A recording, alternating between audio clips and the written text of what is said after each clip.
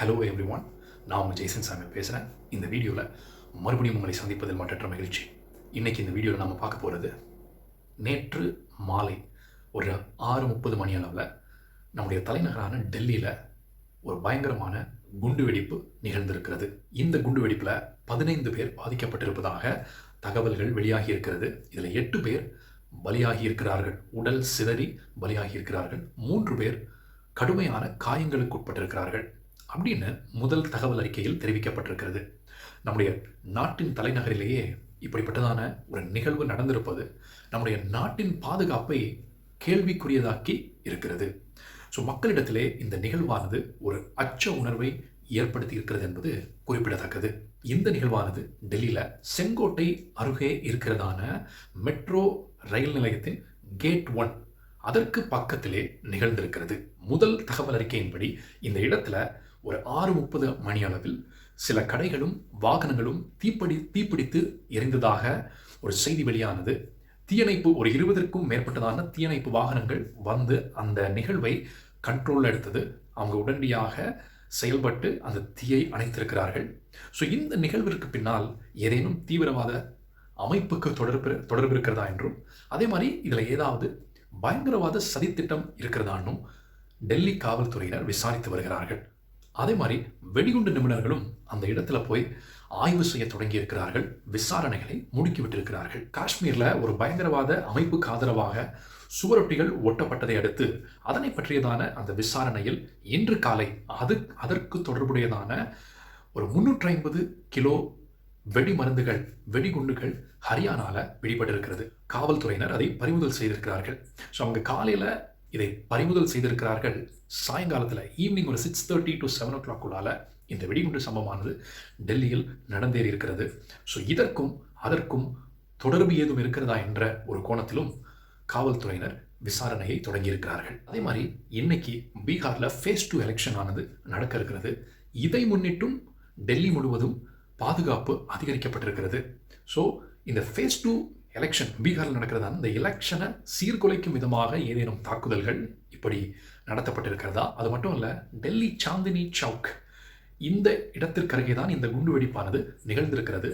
இந்த மார்க்கெட் பக்கம் மக்கள் அதிகமாக நடமாடும் இடம். ஸோ மக்கள் அதிகமாக நடமாடும் இடத்தை குறிவைத்து இந்த தாக்குதலானது வடிவமைக்கப்பட்டிருக்கிறதா என்ற கோணத்திலும், இதில் பயங்கரவாத சதி ஏதேனும் இருக்கிறதா என்ற கோணத்திலும் தொடர் விசாரணையில் இறங்கியிருக்கிறார்கள் காவல்துறையினரும். ஸோ இந்த நிகழ்வில் பாதிப்படைந்ததான, உயிரிழந்ததான அனைத்து உயிர்களுக்கும் ஆழ்ந்த அஞ்சலிகளை நம்முடைய சேனல் சார்பாக தெரிவித்துக் கொள்கிறோம். ஸோ இந்தியாவில் தொடர்ந்து இப்படிப்பட்டதான தீவிரவாத தாக்குதல்கள் நடந்து வருவது வருத்தத்திற்குரியது.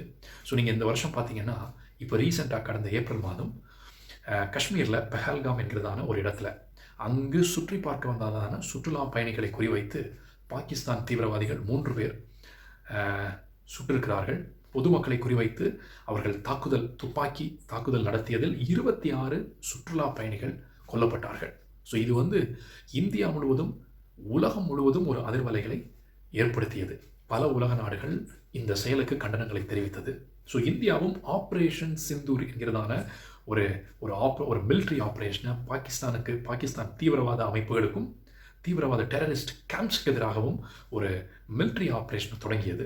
ஸோ இந்த தாக்குதலில் நிறைய பாகிஸ்தானில் இருந்ததான நிறைய தீவிரவாத கேம்ப்ஸ், டெரரிஸ்ட் கேம்ப்ஸ் மற்றும் நிறைய தீவிரவாதிகள் கொல்லப்பட்டார்கள் என்பது குறிப்பிடத்தக்கது. அதே மாதிரி 2024 காஷ்மீரில் வைஷ்ணவி தேவி கோயிலுக்கு சென்று கொண்டிருந்ததான பக்தர்கள் 9 பேரை தீவிரவாதிகள் குறிவைத்து தாக்குதல் நடத்தி அவர்கள் கொல்லப்பட்டார்கள். ஸோ இதுலேயும் த ரெசிஸ்டன்ட் ஃப்ரண்ட் அப்படிங்கிறதான ஒரு அமைப்பு, தீவிரவாத அமைப்பானது இந்த தாக்குதலில் மூளையாக செயல்பட்டது தெரிய வந்தது.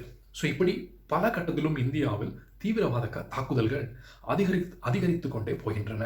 ஸோ அதே மாதிரி பெங்களூரில் 2024 அங்கே ராமேஸ்வரம் கஃபே என்கிறதான ஒரு ஹோட்டல், ஒரு ரெஸ்டாரண்ட், அங்கே குண்டுவெடிப்பு சம்பவமானது நிகழ்ந்தது. நிறைய பேர் காயமடைந்தார்கள். இப்படி இந்தியாவில் பல சிட்டிஸில், அதுவும் மெட்ரோ சிட்டிஸில் இப்படிப்பட்டதான தாக்குதல்கள் அதிகரிக்கும் வண்ணம் இருப்பது வருத்தத்திற்குரியதான ஒரு விஷயம். ஸோ இதில் என்னென்னா, இன்னைக்கு இந்தியன் கவர்மெண்ட் ஆனது தங்களுடைய நாட்டின் குடிமக்களை, அவர்களுடைய பாதுகாப்பை எவ்வாறு உறுதி செய்கிறது, அப்படிங்கிற ஒரு கேள்வி மக்களுடைய மனதில் எழும்பியிருப்பது உண்மை.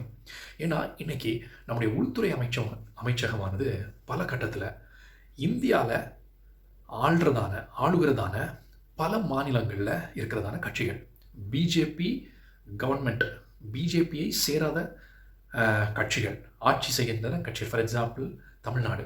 ஸோ இங்கெல்லாம் தங்களுடைய NIA, national investigative agency, NIA அந்த அமைப்பை வைத்து பல தொந்தரவுகளை கொடுக்கிறார்கள். தீவிரவாதிகளின் நடமாட்டம் இந்தந்த மாநிலங்களில் ஏற்பட்டிருக்கிறது அப்படிங்கிற ஒரு கோணத்தில் நிறைய விஷயங்களை, நிறைய மக்களை, நிறைய அமைப்புகளை தடை செய்கிறார்கள். ஸோ இப்படி பல நடவடிக்கைகளை எடுத்துக்கொண்டிருக்கும் சமயத்தில் இன்னைக்கு தலைநகர் டெல்லியில் இப்படிப்பட்டதான ஒரு சம்பவம் நடந்திருப்பது உண்மையிலேயே நம்முடைய உள்துறை அமைச்சகமானது உண்மையான தீவிரவாத இயக்கங்களை அடையாளம் கண்டு ஒடுக்குகிறதா, அப்படிப்பட்டதான முயற்சிகளில் ஈடுபடுகிறதா அப்படிங்கிற கேள்விகள் எழாமல் இல்லை. ஸோ இன்றைக்கி பலதரப்பட்ட மக்களும் வைக்கிறதான கோரிக்கை என்னென்னா, நம்முடைய அரசியல்களை ஒரு பக்கம் வைத்துவிட்டு நம்முடைய நாட்டு நலன்களில் நாம் கவனம் செலுத்துவோம், நாட்டு மக்களின் பாதுகாப்பை உறுதி செய்வதற்கான முயற்சிகளில் ஈடுபடுவோம் அப்படிங்கிற கோரிக்கைகள் வலுத்து வருகிறது, குறிப்பிடத்தக்கது. ஸோ நிச்சயமாக நம்முடைய இந்தியன் கவர்மெண்ட் நம்ம கூட சொல்லலை, அவங்க நிறைய ஸ்டெப்ஸ் அண்ட் மெஷர்ஸ் இந்த தீவிரவாதிகளை ஒடுக்குவதற்கான, இந்த பயங்கரவாதங்களை ஒடுக்குவதற்கான முயற்சிகளில் நிச்சயமாக ஈடுபடுகிறார்கள், அதில் எந்த சந்தேகமும் இல்லை. ஆனால் இப்படிப்பட்டதான செயல்கள் நடக்கும் பொழுது இது இந்திய கவர்மெண்ட்டோட, இந்திய அரசோட தோல்விதானோ, சரியான திட்டமிடுதல் இல்லையோ, சரியான வேகத்தில் செயல்படவில்லையோ, அப்படிப்பட்டதான யதார்த்தமான கேள்விகள் வருவது இயல்பானது. ஸோ நிச்சயமாக இந்திய அரசானது இதில் குற்றவாளிகள் யார் என்று கண்டுபிடித்து விரைவில் இதில் பலியான அனைவரின் சார்பில் நீதியை நிலைநாட்ட வேண்டும். இந்த தீவிரவாத தாக்குதலில், இந்த குண்டுவெடிப்பில் இதற்கு காரணமாக யார் இருந்தார்களோ அந்த குற்றவாளிகள் சட்டத்திற்கு முன்பாக அவர்கள் நிறுத்தப்பட்டு நிச்சயமாக அவர்களுக்குரியதான தண்டனையை பெற்றுத்தர வேண்டும் என்பதே அனைத்து தரப்பட்ட மக்களின் விருப்பமும். ஸோ நிச்சயமாக அதை இந்திய அரசானது பூர்த்தி செய்யும் என்று நம்புவோம். ஸோ இந்த சம்பவத்தை ஒட்டியதான இனி வருகிறதான அப்டேட்ஸ், என்னென்ன நடக்கப் போகிறது, யார் இந்த குண்டுவெடிப்பு காரணமானவர்கள், இதெல்லாமே இனி என்ன நடக்கப் போகிறது, இதெல்லாமே இனி விசாரணையில் தான் தெரிய வரும். ஸோ அந்த விசாரணையில் அதெல்லாம் தெரிய வந்ததற்கு பிறகு நிச்சயமாக நெக்ஸ்ட் வீடியோவில் இதனை பற்றியதான மேலும் பல தகவல்களை நாம் பார்க்கலாம். தொடர்ந்து எங்களோடு இணைந்திருங்கள். நான் உங்கள் ஜெய்சன் சாமியல் மற்றும் ஒரு வீடியோவில் உங்களை சந்திக்கிறேன். நன்றி, வணக்கம்.